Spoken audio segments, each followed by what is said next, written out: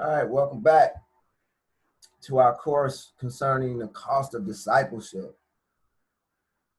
And we're counting the cost.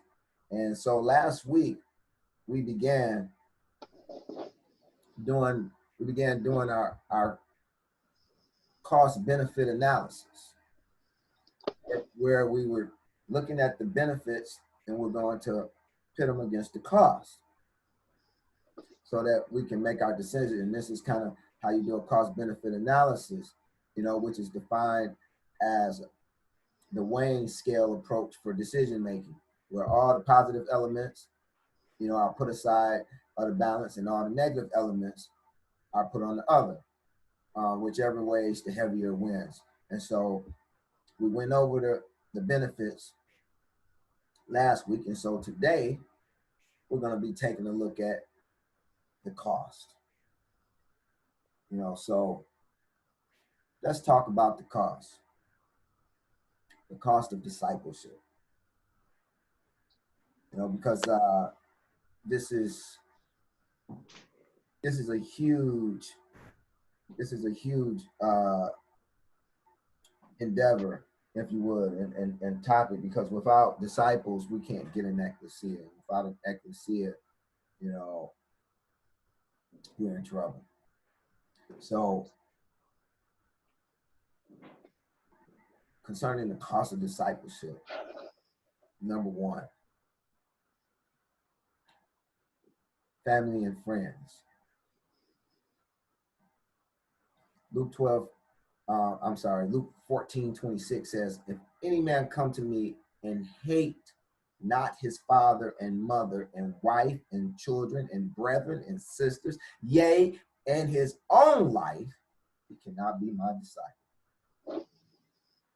So this is one of the criteria for becoming a disciple. One has to hate their family. They have to hate their family and friends. Cannot be Yahushua's disciple. Now, let's take a look at this word hate, because it may not be what you're thinking it is. So we'll take a look at that. Now, when we do, we find that hate is missio, number 3404 in the Strong's in the Greek lexicon, meaning to hatred, to detest, by extension to love less. And this is essentially what the Messiah is speaking to. He's saying, if any man come after him and don't love less his family and friends, they can't be his disciple. We know this is true because we see Yahushua's family and friends, about him even unto his death. So let us consider Matthew 10:34 through 37. Sister Donna, can I get you to read Matthew 10:34 through 37? Think not that I am come to send peace on earth.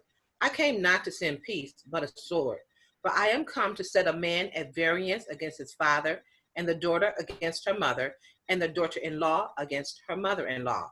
And a man's foes shall be they of his own household. He that loveth mother or father or mother more than me is not worthy of me. And he that loveth son or daughter more than me is not worthy of me. Hallelujah. So hereby we see that Yahushua came not to send peace on the earth. And this is something that, I oftentimes hark upon, because, so many people seem to think that everything is supposed to be, peaceful and sugar and spice and everything nice. And that just goes against what Yahushua came to do. And when you understand what he came to do, then you realize exactly what this passage is saying, that he did not come to bring peace on earth. He came not to bring peace, but a sword. And he says that he came to set a man at variance against his family. And his goals will be those of his very own household. And he says in verse 37, he that loveth father or mother more than me. So again, you know, when it said in Luke, you know, that you're to hate your family, and we looked at the definition, and it meant one of the meanings was it could love less. This is how we know that that's what it meant, because he's saying right here in verse 37, he that love a father or mother more than me. So he's letting you know that, hey, this is the way I meant it. I didn't mean for you to literally, you know, hate your family, you know, but you're to love them less than me, love them less than Elohim, you know, and do understand that many of your foes will be those of your very own household. That's huge. Now let's take a look at Luke 12:51 through 53. It says, suppose ye that I am come to give peace on earth? I tell you, nay, but rather division. See, this is what a sword does. A sword actually divides. You know, so Yahushuah is saying that he didn't come to bring peace, but a sword. And so we know a sword divides, and hence we see in the account in Luke, he says he didn't come to bring peace, but rather division. You know, and so we have this division existing now today. Verse 52, it says, for from henceforth there shall be 5 in one household divided, 3 against 2 and 2 against 3. The father shall be divided against the son against the father, the mother against the daughter against the mother, the mother-in-law against her daughter-in-law, the daughter-in-law against her mother-in-law. And this is exactly what we see today. You know, we look at a family, you know, and we see some of them want to follow Yahushuah. You know, some of them, you know, want to renounce Yahushuah. Some may renounce Yahushuah and say, no, I'm just, you know, all we got to do is Torah. The other one, they say, no, you know, all we got to do is follow Yahushuah. You know, and another one may say, no, we got to follow Yahushuah and Torah. You know, and this has really come to pass. You know, Yahushuah did bring division, and there is variance within the families, you know, and they are divided. You know, so I want everyone to know and understand why that division is there. You know, just like in the assembly, we see people who have different opinions of things, you know, they are divided. But this is by design. Yahushuah did not come to bring peace. He came to bring the sword. He came to bring division. And that's why we have division. You know, now, yes, there is a correct way. Yes, there is a true way. You know, and the problem is, you know, we're like in the time of Judges when everyone did what was right in their own eyes. You know, because we don't have an ecclesia put in place to bring the hard questions to be an authority in this space. And so the ones that are put in place, the heads of churches, or the quote unquote churches, you know, the heads of assemblies, you know, everyone do not respect those heads. And so as a result, there is division. But as you can see, it's not by happenstance. Also, let us consider Mark 13:12 and 13. It says, now brother shall betray the brother to death, and father the son, and children shall rise up against their parents and shall cause them to be put to death. You know, and ye shall be hated of all men for my name's sake. But he that shall endure unto the end, the same shall be saved. You know, so I want you to know that if you do this right, then you're going to be hated of all men. And if you're not hated amongst all, you know, it's probably because you're not doing something right. Say loud. Let us consider Yochanan 7:1 through 9. If you have any other volunteers to read, you know, please put your hand up. All right, Brother Kirk, can I get you to read Yochanan 7:1 through 9, please? Yes. After these things, Yahushuah walked in Galilee, where he would not walk in Jewry, because the Yahudim sought to kill him. Now the Yahudim feast of tabernacles was at hand. His brethren therefore said to him, Depart here and go into Judea, that your disciples, thy disciples, also may see the works that thou doest. For there is no man that doeth anything in secret, and he himself seeks to be known openly. You do these things, show yourself to the world. For neither did his brethren believe in him. Then Yahushuah said to them, My time is not yet come, but your time is always ready. The world cannot hate you, but it hates me, because I testify of it, that the works thereof are evil. Go ye unto this feast. I go not up yet unto this feast, for my time is not yet full come. When he said these words unto them, he abode still in Galilee. Hallelujah. So I pray that you can see some of the cost that's involved with discipleship. You know, first of all, you can lose your family. You know, second of all, you can be hated of all men. You know, now check out Yochanan 7. I pray that you guys caught this, but just in case you didn't, I'm gonna make sure you get it. You know, verse 1 told us that Yahushuah would not walk in Jewry because the Jews sought to kill him. Now his brethren, knowing that the Jews are seeking to kill him, they tell him, depart hence and go to Judea. Really? You know, they know that they're seeking to kill him, but they tell him, hey, you need to go to Judea, because they didn't believe in him. You know, and just like they were willing to send him to his death, don't you think that your brethren won't be willing to send you to yours, or your sisters, or your mother, or your father, or your children? Yes, this is the nature of discipleship. This is the nature of being a disciple of Yahushuah.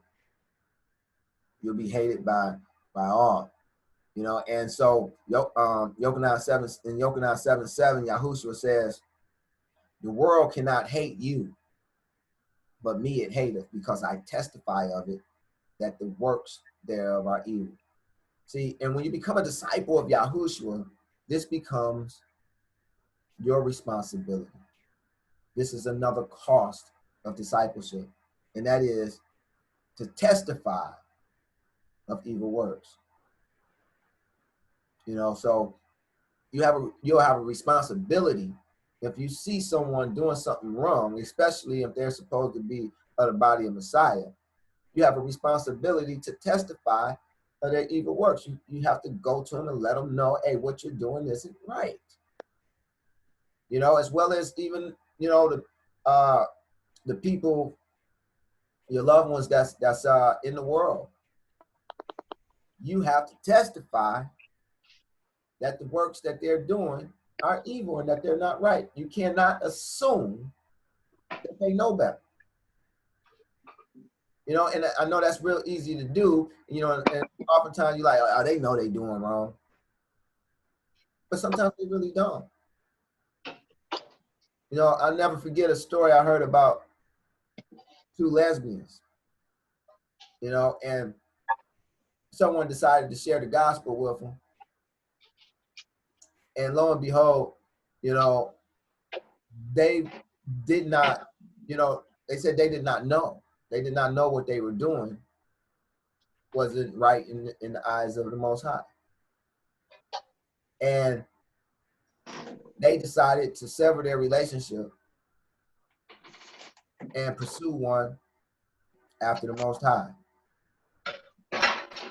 You know, so, you know, they were living together and everything. And they severed their relationship, and they began to, you know, walk in righteousness and began to, you know, try to be Yahweh.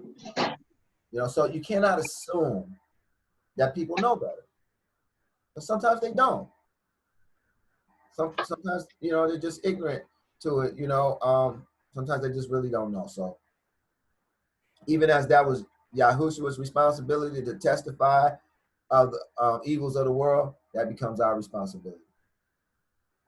You know, and so I'm pretty sure you can imagine, look into that and imagine, you know, the kind of turmoil that may bring about, you know, even as it did for our Messiah, Yahushuah. Yeah. Let us consider Mark 3:31 through 35. Sister Kim, could you read Mark 3:31 through 35, please? Yeah. There came then his brethren and his mother, and standing without, sent unto him, calling him. And the multitude sat about him, and they said unto him, Behold, thy mother and thy brethren without seek for thee. And he answered, saying, Who is my mother, and who is my brethren? And he looked around about on them which sat about him, and said, Behold, my mother and my brethren. For whosoever shall do the will of Elohim, the same is my brother, and my sister, and my mother. Hallelujah. Okay, now you can understand this a little bit better after reading Yochanan 7, knowing that his brethren didn't believe him. They didn't believe him, you know. And so here it is, they're outside, you know, and they're ushering him out from what he's doing, you know, probably witnessing to the people and speaking to the people. They come and they stand without, you know, and they sent unto him, you know, hey, you know, telling his mother and brethren out here, you know. But Yahushuah said, Who is my mother and who is my brethren? Behold, my mother and brethren, whosoever do the will of Elohim is the same as my mother and brethren. You know, so hereby Yahushua is showing us that he was willing to forsake his earthly mother and brethren if they weren't willing to do the will of Elohim. You know, and this is huge. You know, this is huge because, you know, these are the closest people to us. Is our, you know, is our family.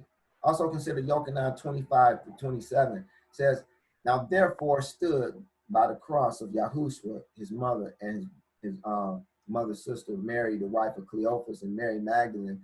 When Yahushuah therefore saw his mother and the disciple standing by whom he loved, he said unto his mother, Woman, behold thy son. And said unto his disciple, Behold thy mother. And from that hour, his disciple took her into his own home. You know, you may be like myself, you know, one who has lost a mother, but Yah can provide you with other mothers. You know, even though you may have lost the one that gave birth to you, Yah can provide you with another. Isn't that right, moms? She's on mute. But yeah, you know, you have to consider that, you know, and so here it is, the disciple took on Yahshua's mother as his own, and his mother Mary took on the disciple as her son. And so that's how that goes in the body of Messiah. You know, so you may look up and you may have several mothers. You have several dads. You know, you might have several sisters and brothers. And this is, you know, this is a part of it. So, you know, I forgot to mention that you should have got some pencil and paper. So I give you a chance to get some pencil and paper or something to write with, you know. But I have a little exercise that I want you to do. So I'll give you a minute or two to get a piece of paper and a pen.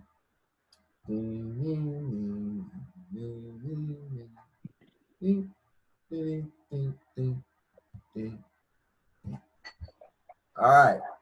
So the exercise is to write down the 5 people you love most in the world. Write down the 5 people that you love most in the world. I'll give you a couple of seconds to jot it down and think about it and jot it down. Only earth or heaven and earth? On the earth. I might need more time. Oh my goodness. Well, do the best you can for now, and then come back to it and fill in the blanks.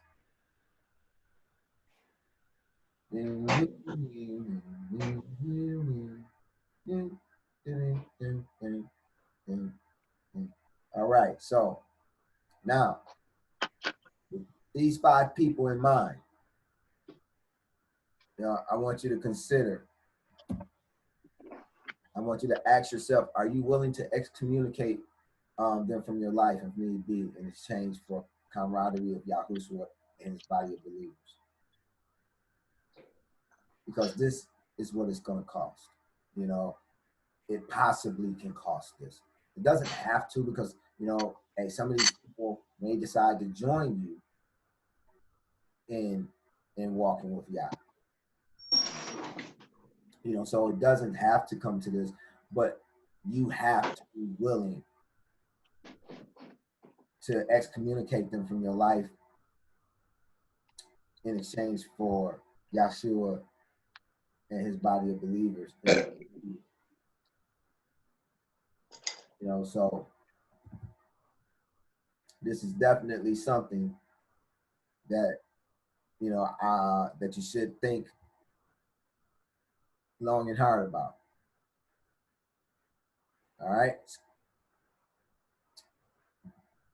Now, we're going to talk about cost number 2, another main cost. So we see within that cost, cost number 1, that it involves your family. You can lose your family and friends.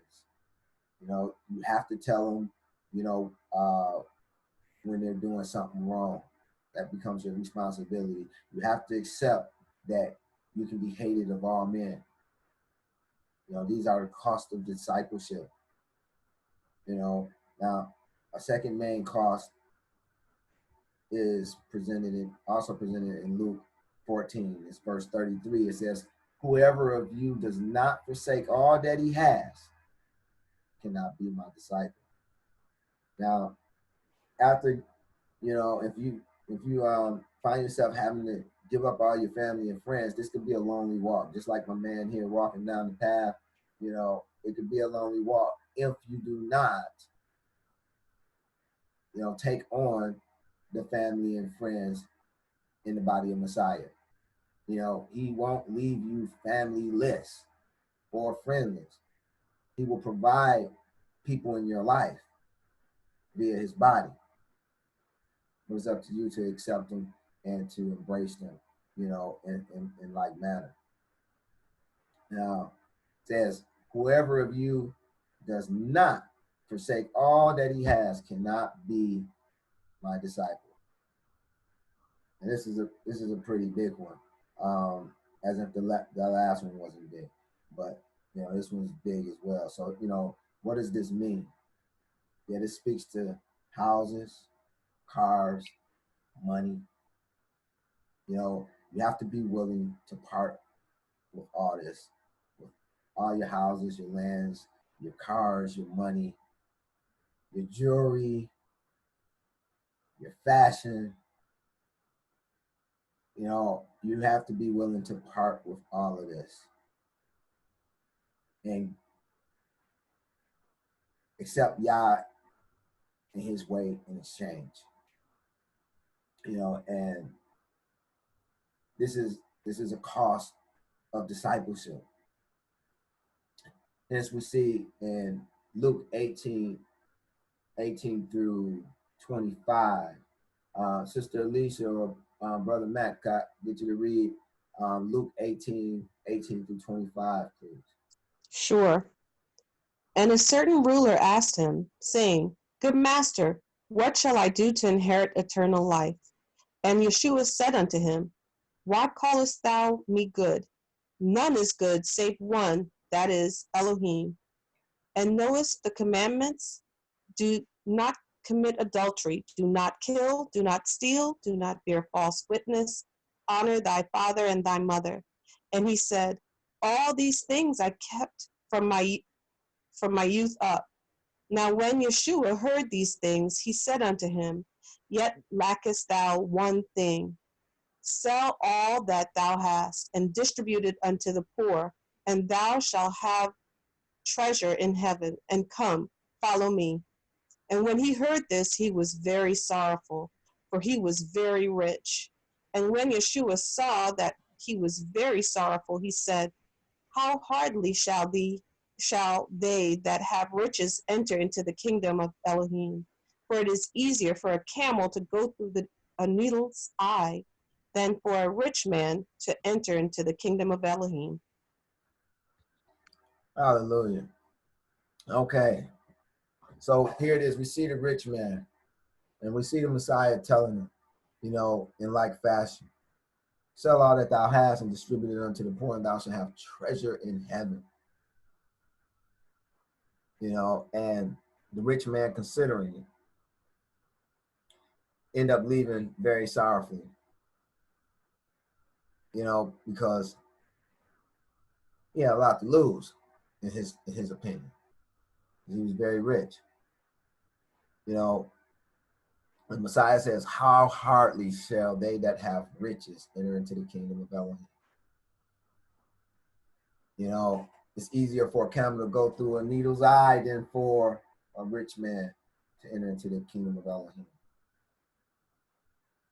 And the reason that is because of what's stated in Matthew 6:24. It says, no man can serve two masters, for either he will hate the one and love the other, or else he will hold to the one and despise the other. You cannot serve Elohim and Mammon. See, and this is the crux of the matter. Mammon, or wealth and riches, is most people's God. They don't realize it's their God in a lot of cases, but it's their God all the same.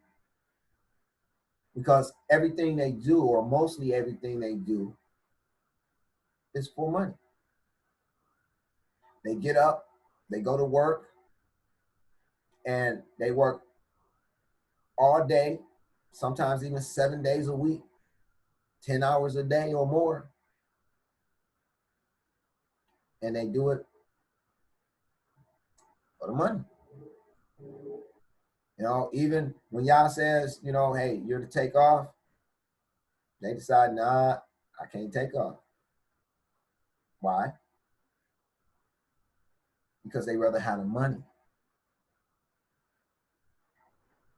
And once they've done that, and accumulated, plenty of money, it's hard for them to give it up. I'm pretty certain that you can see where I'm coming from. For most people, their end all be all is money. The reason that they get up and go out every day is so that they can get money. It's for some type of mammon, some type of wealth, some type of riches. And they don't realize that mammon has become their God. They don't realize who their God is. It's a lot of things that Yah say do that they will not do, but if someone paid them enough, they will do it. That's because mammon is their God. So I implore everyone, look in the mirror. Make sure mammon isn't your God. Let us consider Luke 12:16-21. It says, and he spake a parable unto them, saying, the ground of a certain rich man brought forth plentifully. So here it is, we're dealing with another rich man. Verse 17, and he thought within himself, saying, what shall I do, because I have no room where to bestow my fruits? And he said, this will I do. I will pull down my barns and build greater. There will I bestow all my fruits and my goods. And I will say to my soul, soul, thou hast much goods laid up for many years. Take thine ease, eat, drink, and be merry. But Elohim said unto him, thou fool, this night thy soul shall be required of thee. Then whose shall those things be which thou hast provided? So is he that layeth up treasure for himself and is not rich toward Elohim. Now, take note that Yah doesn't want you to be a pauper. You know, that's not what he's getting at here. But he don't want you to serve Mammon. He don't want money to be your God. He wants to be your Elohim. He wants to be your Elohim and none other. He don't want you to put any other Elohim in front of him. So he says, the fool lay up treasure for himself and is not rich toward Elohim. And you get rich towards Elohim with your works, with good works. Also, let us consider Revelation, 3:17 through 20, which speaks to the ecclesia of Laodicea. Says, because thou sayest, I am rich and increased with goods and have need of nothing. See, and this is the problem because, people get caught up into their riches and thinking that their God, i.e. mammon or money or wealth, can get them out of any situation or circumstance. That they can trust in their mammon to see them through. But Yahushuah tells Laodicea and that they know it's not that thou art wretched and miserable, poor and blind and naked. And so, that is how many people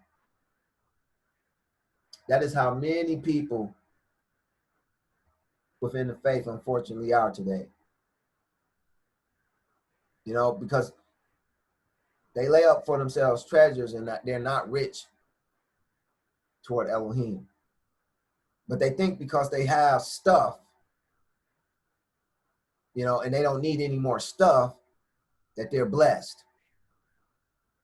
But that's not Yah's definition of blessings. And he says they don't know that they're wretched and miserable and poor, blind, and naked.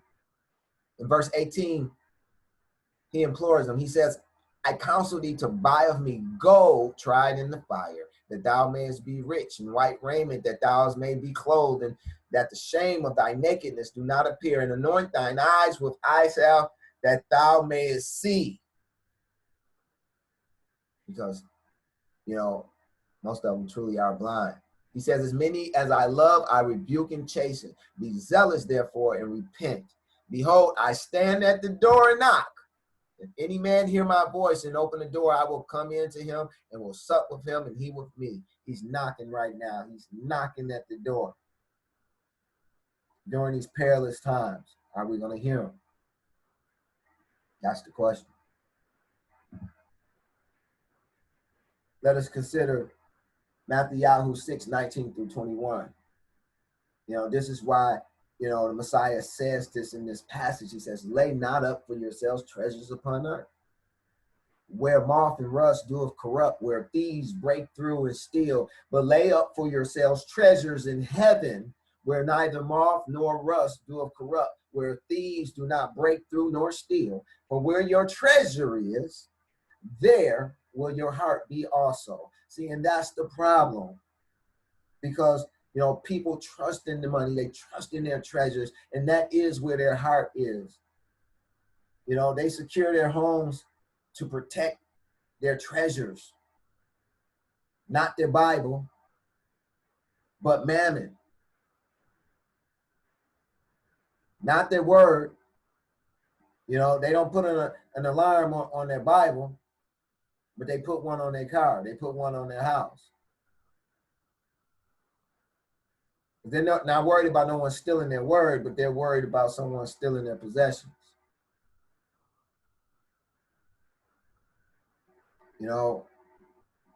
Where your treasure is, so will your heart be also.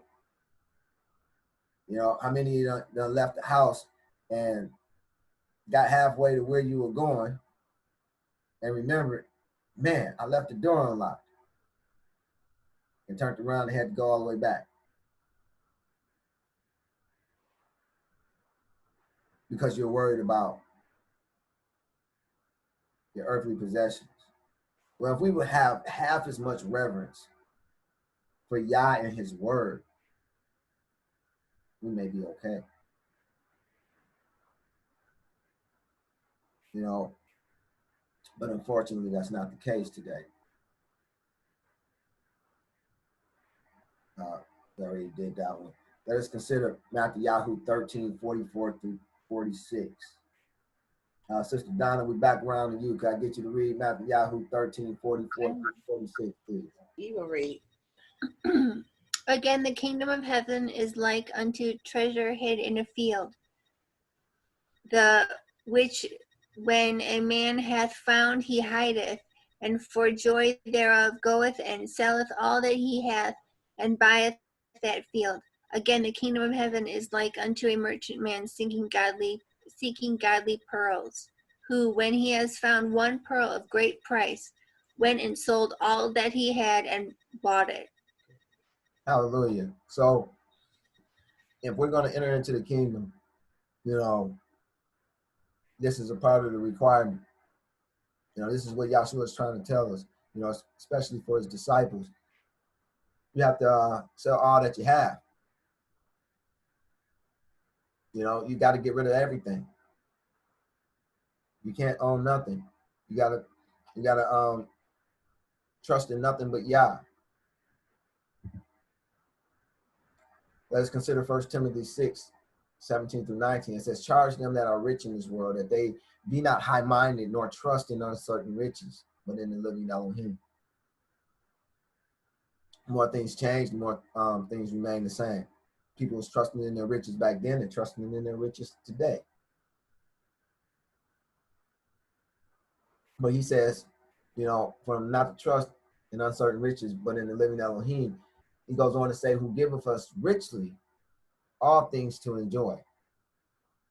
That they do good, that they be rich in good works, ready to distribute, willing to communicate, laying up in store for themselves a good foundation against the time to come, that they may lay hold on eternal life. You know, so you want to lay up treasures in heaven by doing good works and becoming rich in good works. You know, ready to distribute, ready to communicate. You know, letting people know what righteousness is, what righteousness look like, what Yahushuah is will, way, and purposes, you know, how they're going astray, showing them in the word. You know, these are good works, as well as many other things, you know, qualify as good works. But that's what we're to do. We're to do good. That's supposed to be our primary objective, is to do good. You know, and it's not a lot of people, you know, seeking out to do good works. But at the end of the day, you know, you're not going to be saved by your works, but you will be judged by them. So good works are important to have. Also, let us consider 1 Yochanan 2:15 through 17. Sister Kalina, how you read 1 Yochanan 2:15 through 17, please.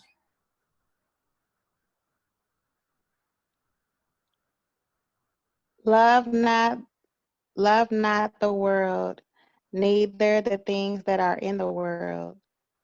If only man I love the world, the love of the Father is not in him. For all that is in the world, the lust of the flesh, and the lust of the eyes, and the pride of life, is not of the Father, but is of the world. And the world passeth away, and the lust thereof. But he that doeth the will of Elohim abideth forever. All right, that's a really heavy passage right there. You know, first of all, you know, one of the costs is that we're going to have to fall out of love with the world, you know, and the things that are in the world. Why? Because that make us worldly. And when we focus in on those type of things, that make us worldly minded or carnally minded. You know, we're not to love the world. If any man love the world, the love of the Father is not in him. That's pretty heavy right there. You know, if any man love the world, the love of the Father is not in him. That's huge. You know, so I implore you, fall out of love with the world and the things of the world. Verse 16 said, you know, for all that is in the world is the lust of the flesh, the lust of the eyes, and the pride of life. You know, this is the same things that the serpent beguiled Eve with. The same things that he tempted Yahushuah with. The same things that he's going to tempt us with and do tempt us with. You know, so you have to be cognizant of this. You have to understand that this is how he's going to come at you. And so you have to overcome that. Consider Matthew 19:27. It says, then answered Cephas or Peter and said unto him, behold, we have forsaken all and followed thee. What shall we have therefore? You know, so even as Peter and the other disciples so much if we're to become free of Yahushua. And we're to become we're going to have to forsake all.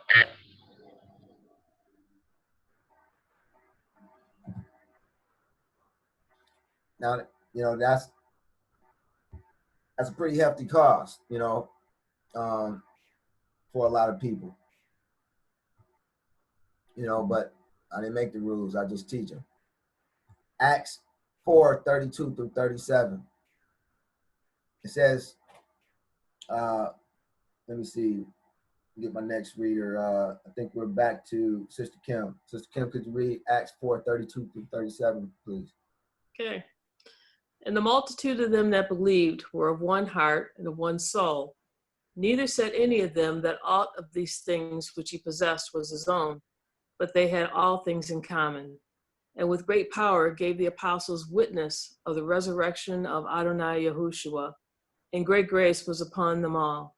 Neither was there any among them that lacked, for as many as were possessors of land or houses sold them, and brought the prices of such things that they sold, and laid them down at the apostles' feet.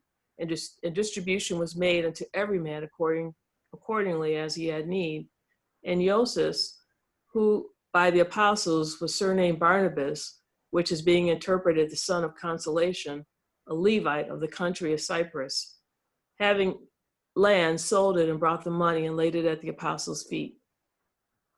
Hallelujah. Okay, so hereby we see this practice, this rule, this cost being implemented, you know, and it was implemented in the construction of the ecclesia. So we see here in verse 32, it says, the multitude of them that believed were of one heart and of one soul. Neither said any of them that all of things which he possessed was his own, but they had all things in common. You know, you have to understand that the ecclesia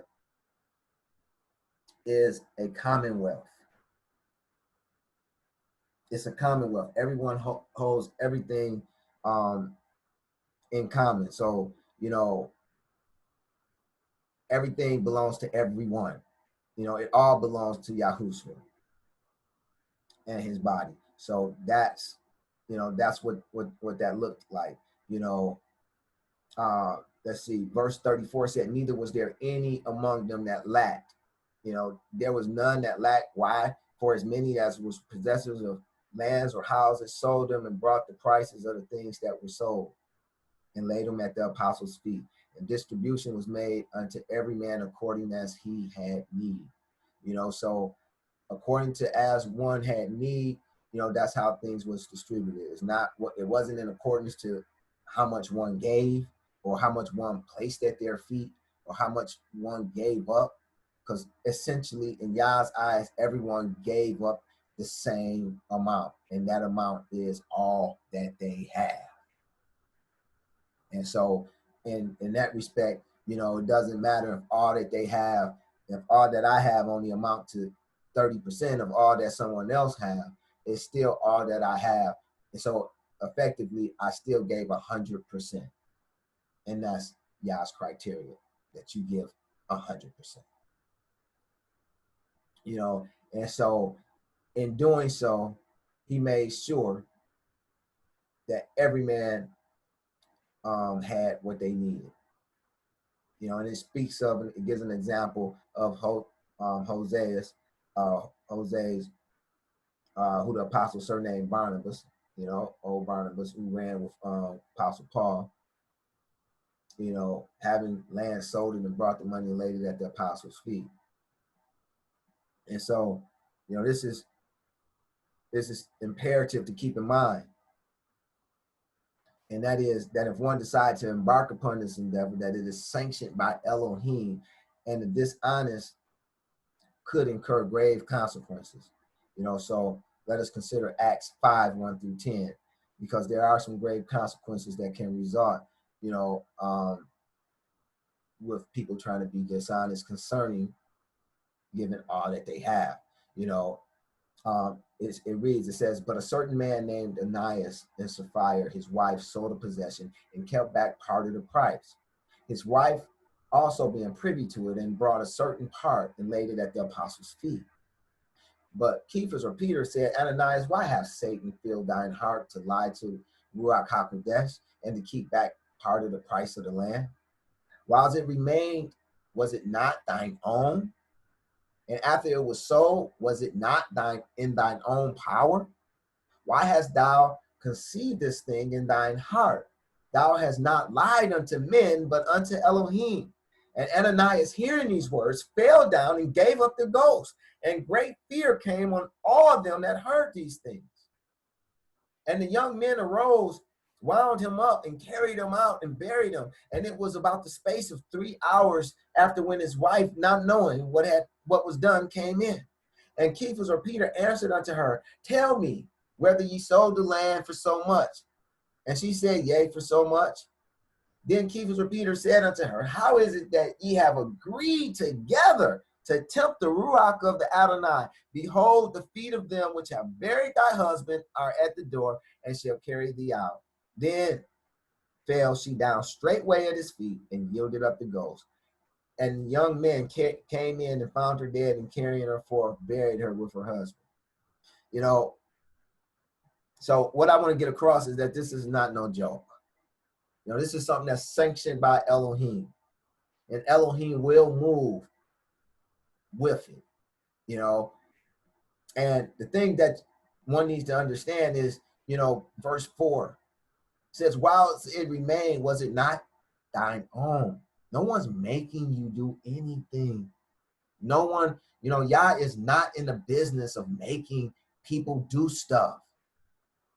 He's not of the habit of compelling people to do things. He don't force people to do things, you know. And so he just tell you what is, and he gives you the option. You can do it or you don't have to do it, you know. And this is what Cephas is saying. While it remained, was it not thine own? You know, you could have done whatever you wanted with it. You know, he says, after it was sold, was it not in thine own power? Again, you could have done whatever you wanted with it. They could have done, Ananias and Sapphira, that, you know, they could have sold it and they could have gave it to the poor, you know, like he told the rich man.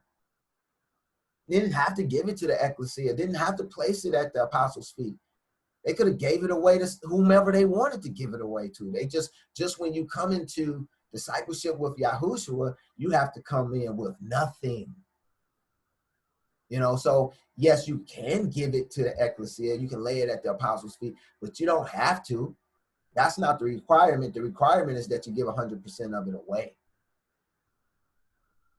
You know, so you can give it to your happy heathens, the happy heathens of your family, if you like, you know, or your happy heathen friends, if you like.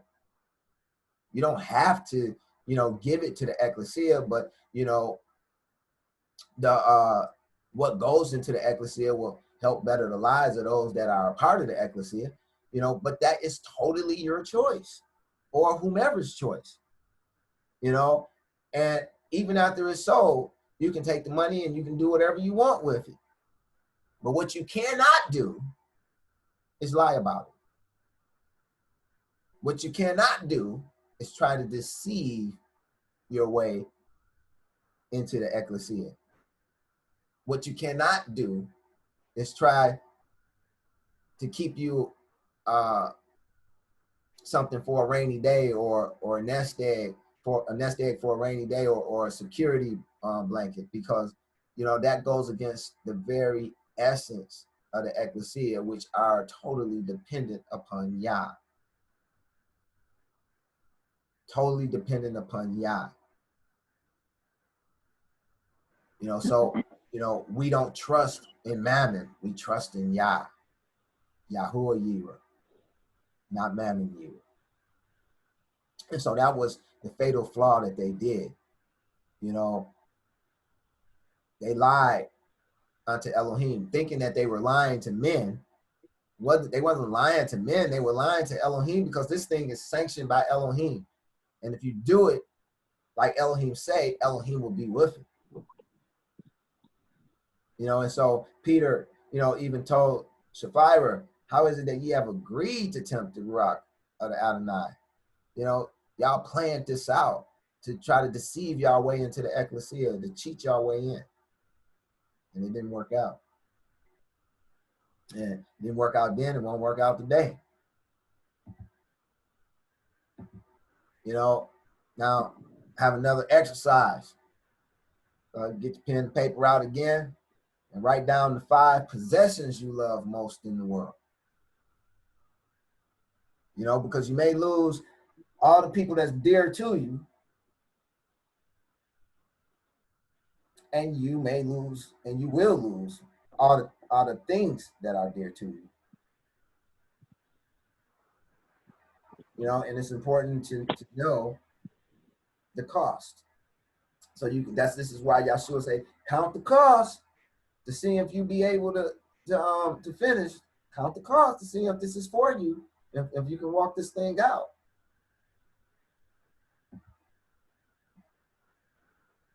Now ask yourself, are you willing to forsake all these worldly possessions in exchange for heavenly rewards?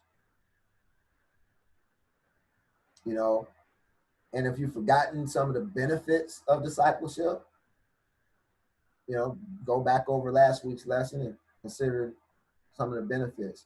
You know, one benefit that I know I forgot to mention, that's a big one, is wherever 2 or 3 are gathered in Yah's name, you know, Yahushuah is in the midst.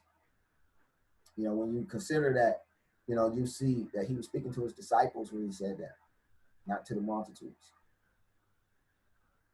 You know, so that's another benefit. You know, you can summon him whenever you need to, just by getting, you know, 2 or 3 disciples together. They have to be true disciples. Have to been done, gave up everything. You know, had to been done, you know, walked away from family, friends, possessions, gave it all up for Yah. And unfortunately, this is not the whole of the cost. You know, there is more. But this is all we're going to go through for today. So I'm going to have to say to be continued, and we'll pick it up here next week.